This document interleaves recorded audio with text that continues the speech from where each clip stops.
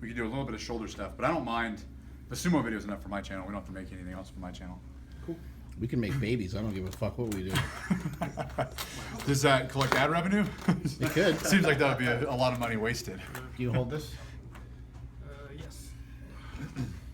Uh-oh. This is Mark Belton, Super Training Gym, the strongest gym in the West. We're here today with Alan Thrall, and we got some questions for him. So some questions rolled in. I posted up a stupid picture on Instagram. We have plenty of dumb questions from your stupid fans and my stupid fans have combined and come together to make a stupid questions. A superpower of stupid questions here. So we have, do you take steroids for your beard? Is question number one. What an awesome question that is. I have nothing clever for it. Yes, I do, but I can't tell you. It's very underground. Can't tell you much about it. Who's stronger, Silent Mike or Alan? That's a great question. I think the answer is Alan. I'm just going to say it flat out. To give you an answer, powerlifting, Mike, but I think I'd kick his ass in a strongman competition. Yeah, and what about like lat pull downs or something like that? Yeah, he can take that, I guess. I'll calf raise him, but yeah, he can tricep kickbacks. Yeah, calf raises. Yeah, we'll make some sort of challenge out of it. All right, let's see what we can do. Is there any science behind having a beard and making you stronger? They're all weird questions. No, there's not. If anything, it gets in the way, and it's hot. What's the best way or training method / split for increasing your bench press? Wait, say that again? What's the best training method or split for increasing your bench press in your opinion? Bench press more frequently. Bench press more to get better at the bench press. Are you a proponent of bench pressing once a week, twice a week? Probably twice, similar to what you're doing, the max effort, dynamic effort. Maybe a technique day. A heavier day and kind of a lighter day, basically. Right. And then a lot of volume if you need it in your assistance work or in variations. Gotcha. Makes sense. All right. Let's see what else we got here. No, that's not a good one either. I feel like Chipotle has paid you indirectly for marketing. That is not necessarily the case. Product placement. Are you a big Chipotle guy? Yeah, absolutely. Yeah. And the picture that we posted was of him munching down a burrito. I might, if I had to pick a post-workout meal, I'd probably go with Panda Express over Chipotle, though. Favorite food? Favorite food is a big old plate of sizzling fajitas. Really? And a Dos Equis. Mexican food, huh? Yeah, that's my favorite meal. Damn. Sizzling fajitas. I'm down for that. How much you bench is the question. More than Mark. That's pretty bad. Pretty bad. Shooting for the. Give me the black slingshot and I'll get 405. There you go. Tips for preparing for your first powerlifting meet. Get really good at the bench, the squat, and the deadlift. Also, first goal. This sounds really complicated. It is. I know. Your primary goal should not be to set all-time PRs. Your first goal should be to go 9 for 9. Somebody said, I have been waiting for this for so long. Smiley face. They sent us a smiley face emoji. Wow. I appreciate that, buddy. Let's see. What else we got? Who has nicer hair? You or Omar Assmuffin? Did you guys do like a hair battle? We did a cover photo for our band, the Iron Disciples, and we had our hair down. What kind of music? Christian rock. You play the skin flute? Yep, primarily, and vocals at the same time. Omar, that's pretty talented. Omar's a big fan of music. What kind of music are you into? I like metal, but he likes a lot of classic rock. Yeah. I like it. Did you let him play his song selection at your gym? No, kind of. We listen to like Megadeth and Metallica. And he's got some Iron Maiden and some Motley Crue and all that kind of shit. Yep. He's into kind of like those old school love ballads too, I feel like. Yeah, hair bands. Let's see. Favorite power lift and your favorite strongman lift? Probably the squat for the power lift. Favorite strongman lift, tire flip. Good old tire flip. That's a tough one. Who'd win an arm wrestling match, Alan or Mike? I don't know. Let me warm up and then we'll get on that board over there. Oh yeah, we have a table here. We can get. Yeah. At first, I thought that was your squat. I think depth check.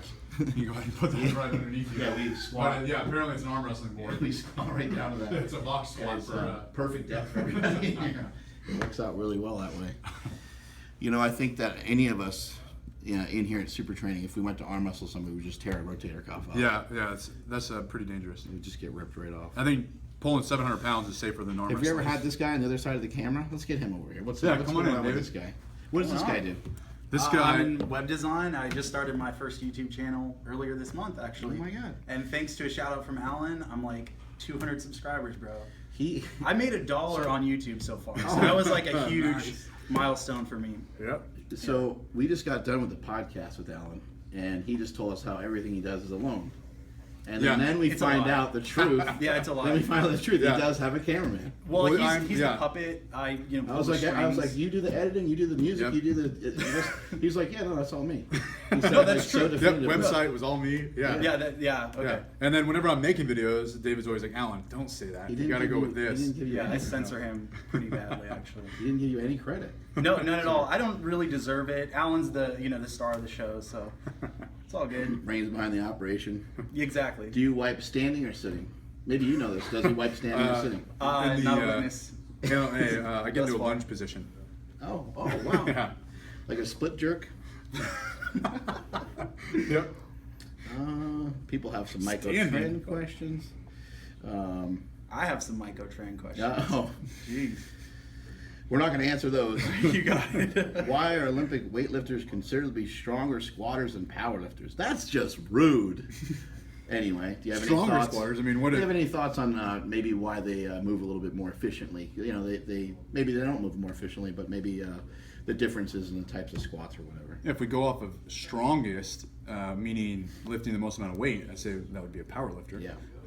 But as far as like efficient, I think that top level weightlifters are all like prototypes. They're all built for squatting. They're all really good at squatting. They've been doing it since they were A lot 6 of them are years kind of old. like bow-legged and stuff too. Yeah, yeah, All those guys. yeah. Klokov, yeah, his like knees go out Yeah, like he's that. strong as a motherfucker. But it's probably because they've been doing it since they were 6 years old. Some powerlifters are like, yeah, I played college football.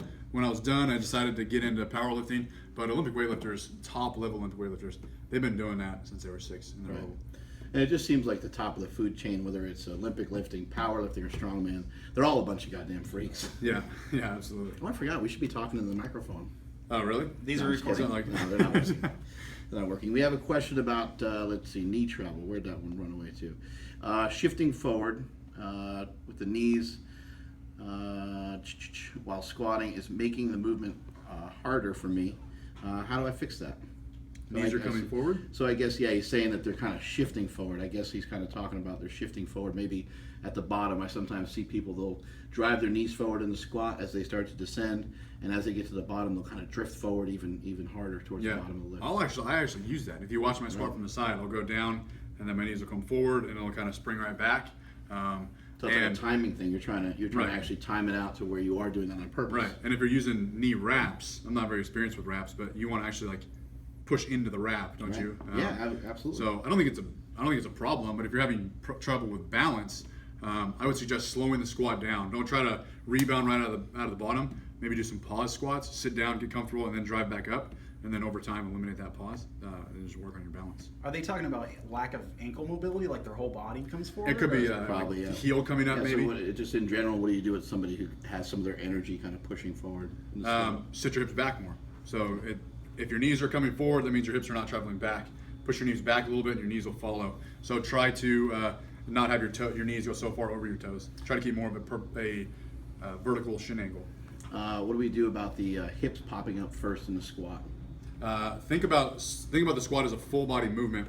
Don't just use your legs You and can come over shoot here your and ass show us up. if you want. Yeah, here David's gonna show. So, Yeah, so right. come on over here. No, Oh, seriously. shit, So all right. when you All right. when you Hold squat each other's down, hands. All right. go ahead and squat down. It doesn't have to be deep. Just kind of squat down. Imagine I had my hands here, right? That's where the barbell is. And then as you stand up, push against my hands, right? So you think about driving your back into the bar as you stand up. And again, that's kind of a timing thing to be able to drive your hips up or however you squat, as well as driving your back into the bar as you stand up, so that that's coordinated. Barbell's coming up as your hips are moving. Knees caving in the squat. Get a lot of squat questions. Yeah, Mike talked about this in his, I think it was his latest video. Think about keeping your knees out, but when I see people trying to just push their knees out like this, they'll tend to go on the outsides of their foot, and I don't want that. I want your foot to be flat on the ground.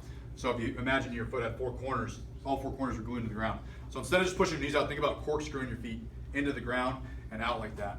So that you're Hold down. on a second. and We up. have something very interrupting going on in the background. Can you guys Oh, please man, come I out? missed it. Please come out of the closet back there. What is Measuring going on? biceps. This is the kind of thing that happens Nice. quite a bit at Super Training Gym. What's going on back there?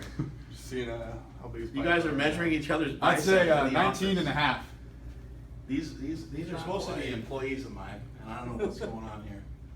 What do we got? I don't know. Alan Thrall's the judge. Taking this 18. this time. 18. Just under 18. Very disappointing. Very disappointing.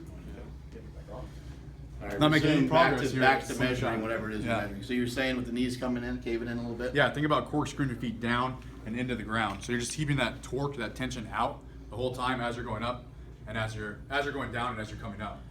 Rather than just having my knees go forward and then thinking about pushing out, actually think about actively trying to externally rotate your femur the whole time. What do you do about rounding of the lower back? You know, excessive rounding of the lower back in the deadlift. It could be, there's a lot of things. It could be a strength issue, so your lower back is just really weak. It could be a postural issue, that your butt is tucked under you, so when you get in position, it just automatically happens. I would say stop sitting so damn much. Right. Just sit in that slouch position. But I mean, it could be a number of things.